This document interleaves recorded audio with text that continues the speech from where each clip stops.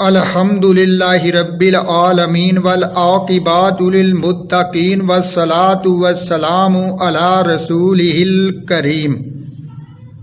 بسم اللہ الرحمن الرحیم۔ حضرات محترم، آج کے اس مختصر بیان میں فجر کی نماز اور عشاء کی نماز جماعت کے ساتھ ادا کرنے کی فضیلت بیان کی جائے گی۔ اللہ رب العزت نے قرآن پاک میں ارشاد فرمایا، وَرْكَعُوا مَعَ الرَّاكِعِينَ، کہ نماز ادا کرو نماز ادا کرنے والوں کے ساتھ۔ مطلب یہ کہ نماز کو جماعت کے ساتھ ادا کرو۔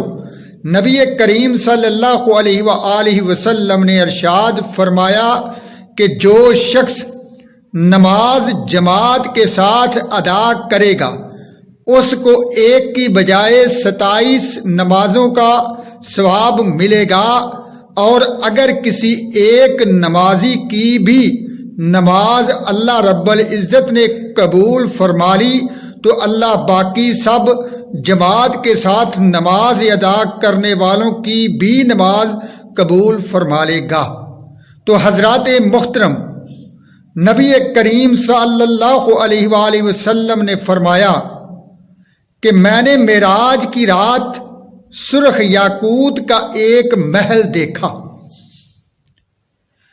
جس محل کا پھاٹک زر سرخ کا تھا، اور میں نے اس محل میں 4 رکن دیکھے، ہر ایک رکن مشرق سے مغرب تک تھا، اور میں نے 4 نہریں دیکھی اس محل سے نکلتی ہوئیں۔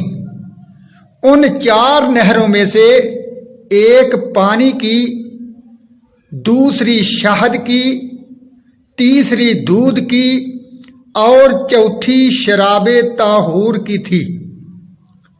پھر نبی کریم صلی اللہ علیہ وآلہ وسلم ارشاد فرماتے ہیں کہ میں نے اس محل میں درخت دیکھے جن کی جڑیں سونے کی تھی، شاخیں اور پتے چاندی کے تھے، اور نبی کریم صلی اللہ علیہ وآلہ وسلم نے فرمایا کہ میں نے ان درختوں کے پتوں پر نور کی روشنائی سے کلمہ طیب لا الہ الا اللہ محمد الرسول اللہ صلی اللہ علیہ وسلم لکھا ہوا دیکھا، اور 3 چشمے اس محل کے قریب دیکھے۔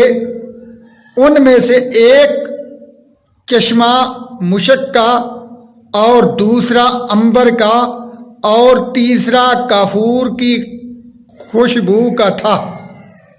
میں نے اللہ رب العزت کی بارگاہ میں عرض کی، یا مولا کریم، یہ نادر اور نایاب محل تو نے کس کے لیے پیدا فرمایا ہے؟